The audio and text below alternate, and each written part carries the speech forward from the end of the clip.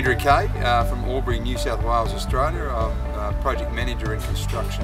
I'm relatively new to the sport of bike racing, only about 3 or 4 years into it, but my preparation this time round has been a little bit disjointed, but had a good run into the Easter 24 up in Canberra and sort of tried to condense the program in the last sort of 8 to 10 weeks. So it's really been a case of trying to balance volume and intensity through that period and allow the body to sort of tolerate and recover from the efforts. My first mountain bike race was in February 2010, the local 3-hour. By that November I did a 12-hour at Rosewhite, and the following May I did my first 24. 4 24s under the belt now, and looking forward to October. My name is Damian Gillard. I'm a school teacher. I'm also a father of 2, which keeps me rather busy. But at the same time, I'm a happy family, a good wife who understands what I'm trying to achieve and is very supportive of my goal. The preparations that I've been doing this year probably haven't been doing as much as I've been doing in the past, to be honest. I've raced World Championships a couple of times in the past, in 2009 and 2010. So for me, during the week it's been a case of shorter rides, probably higher intensity. For me, riding is pretty much in the blood. My father was a road cyclist. My grandfather was a road cyclist. I've got uncles that are road cyclists as well. A cousin who was a junior world time trial champion back in his day and went on to race overseas. So I guess you'd say that I got into cycling because of genetics. I come from a triathlon background.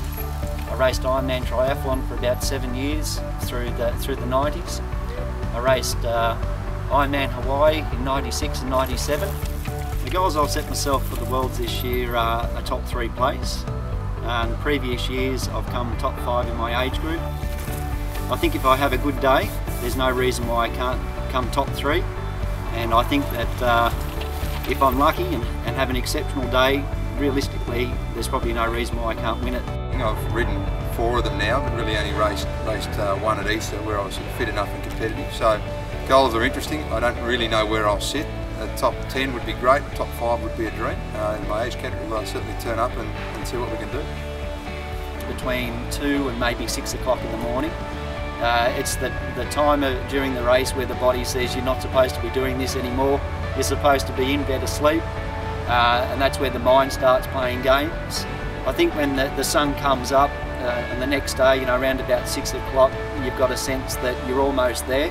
And for me, that's when the race really comes alive. The last 6 hours is a real push for home. And for me, that's what the race is. You survive through the night and then you push hard as you can for the next 6 hours until the race is over. 24-hour racing is a fairly unique sport, I think. I enjoy the sort of mental challenge of staying in good sort of mental spirits through the ride. People talk about the twitching hours from sort of midnight to 6 o'clock. I've been fortunate to not suffer too badly through that period. I do a lot of training on my own in the dark, and so for me, you know, I haven't really suffered terribly yet in a race. I've really only sort of pushed hard in one, so we'll see. Perhaps I've got to try a little bit harder come the Worlds, we'll see. As far as strategies go for the 24-hour, I think it's really about pacing yourself. If you try and ride somebody's race, you're going to come unstuck very quickly. You have to know your limits and you have to be prepared to push them, but at the same time you have to be prepared to ease back, not let things go into the red.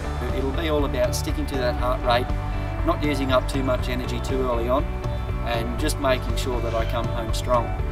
The goal is to last 24 hours and then get to the finish line. So it becomes as much a mental game as it is physical. It's probably 90% mental and 10% physical. Now on the day, if you've done the work, you know you're going to be physically fit. The question will be just whether or not you're right in the head and you can push through for the time. I think strategies, it'll be really about trying to stick to the race plan, eat and drink to the plan and not get too excited early.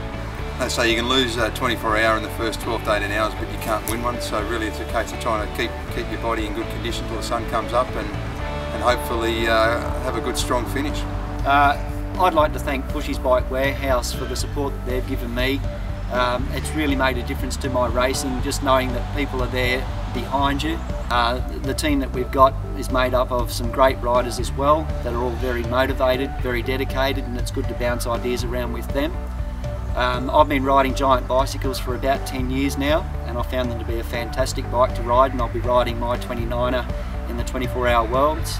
One of the most important things about 24-hour racing is the pit crew that's behind you. Sort of 4 or 5 years I've had a good mate, Doug Rose, that's come along and helped me out. My wife has always been there as well, making sure that all of my nutrition is correct. You know, and just saying the right things at the right time. Doug's been brilliant like that as well.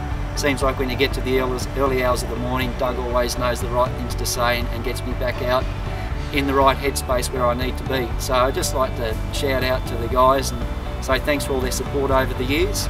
Jake and Terry approached me about this time last year to sort of get involved with Pushys, and it's been a tremendous boost to my riding. It was a fairly sort of big surprise at the time, but it's been a lot of fun and very rewarding riding with the boys in the team and having the sort of shop support.